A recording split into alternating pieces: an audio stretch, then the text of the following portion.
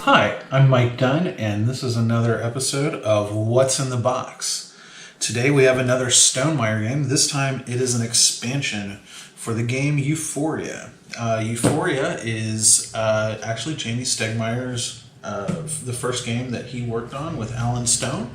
This precedes Scythe, and actually it first came out about 5 years ago. It was the first Kickstarter that they did, and I actually just recently got a chance to play for the first time, and it is a fantastic game. I'm actually going to have a review of this up, probably before I have a review of this up, but I just got my hands on this, and I wanted to give you all a look at it. This is Ignorance and Bliss. Literally was just announced right around the beginning of February, and just got it into my hands just a couple of days ago. This is a it basically expands on this.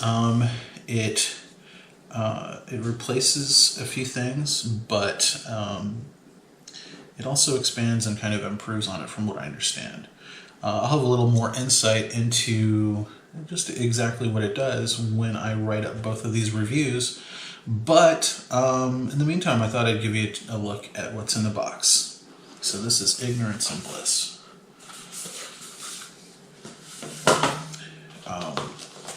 So yeah, we've got rules both for the expansion and for the new Automa. So yeah, this was up until now, this is one of the only StoneMaier games that did not have an Automa version of the game for you to learn how to play by yourself. I'm actually very eager to try this. I'm a big fan of the Automa for Scythe, and I definitely need to try Automa for Wingspan, but this looks like a lot of fun.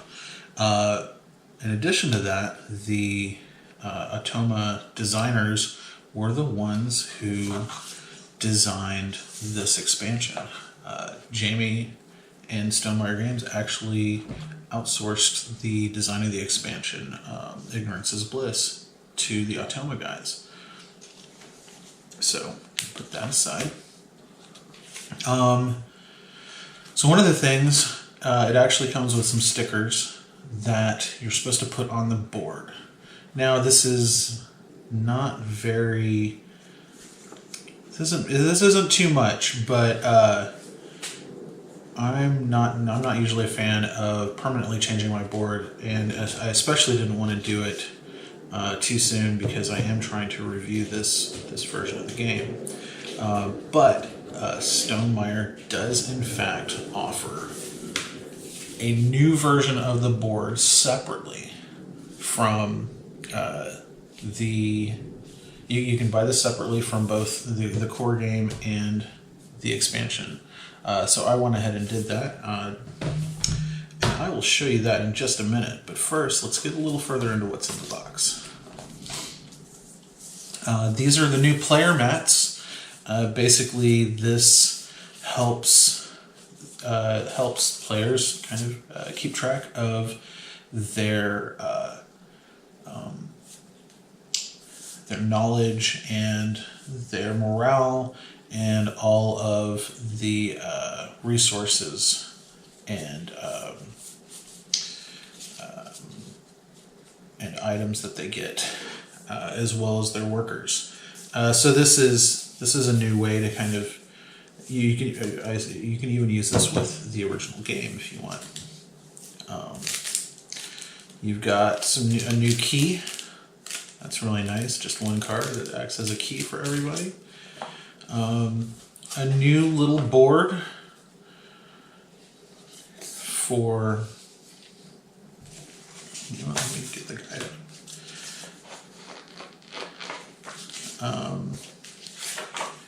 Yeah, this is a new little board for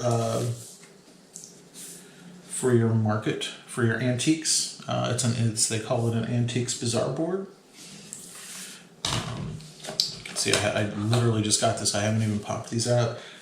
These are new market tiles, 16 new market tiles, and I believe, if I recall correctly, that they're designed to replace the market tiles that are currently in the core game.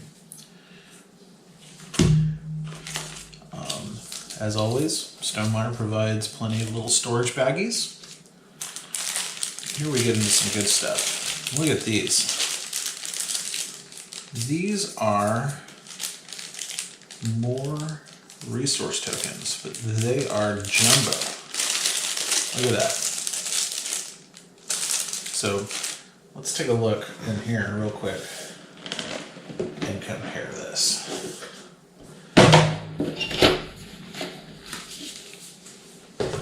So this is the most recent version of the game that comes with the new game trays for organization. And as I understand it, there's plenty of room for the expansion in the game trays. And I will do that eventually. So yeah, you can look right here. These are the food tokens. Look at that. Big giant food token. Normal size food token. So, as I understand it, the big giant food tokens represent 5 tokens. And I believe that they did this because they had received some criticism that people would run out of these. I know that that's why they included the multiplier mats for players. I think it's actually between that and these new player mats and these, I think it's really interesting how they tried a few different things to kind of improve the experience of the game for players. And then right here, we've got 2 decks, and looks like we've got a bunch of recruit cards. I'm gonna go ahead and bust this open.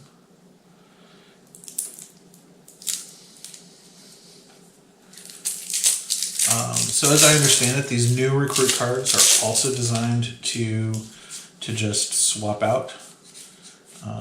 So this isn't necessarily additive to the recruit cards in the core game,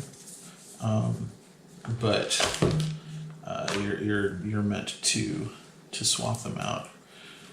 And I'm really curious, I want to compare the 2 decks to see if there's a way to easily identify them. Looks like we got some more here. I think there's a couple of different kinds of cards in this package. So yeah, you've got a few more recruits here. And then, okay, so these right here, this must be the Automa deck, yes. Yeah, you can tell by the symbol on the back of the card. So yes, we've got an Automa deck. Wow, look at that. I'm really curious to see how that plays out and see how those work. Again, really, really intrigued by the Automa and how it works out. And I'm not sure what these are. Okay, so these look like, it looks like the instructions say 8 double-sided faction and penalty cards. So I'm not really sure what that's for. I guess I'll have to read it. And then this is a player aid card. Oh, it's an Automa player aid. So this is a full player aid card, and this is strictly for the Automa stuff. So yeah, that's what's in the box. Let's take a look at a couple of other things real quick. So, as I said before, I went ahead and purchased the new board, and I took a look. There's really not a whole lot different from the original board. So, basically, what it does is that in lieu of the stickers that it provides you, it actually has it printed out on the board. These new tunnel, these numbers on the tunnel situation, and I think that has something to do with how many players are in the game. And then over here on the key, I believe they actually incorporated what was originally considered to be a house rule for Euphoria, but it was so popular that they decided to make it a proper rule. And I think it has something to do, yeah, so it has something to do when you roll 2, 3, or 4 of a kind, when you roll your worker dice. So that's really cool. I mean, looking at that, I actually can't think of why I would need the original board after having this new board, because I don't think the changes really significantly make a difference. But it is nice having it printed on there instead of using the stickers for sure.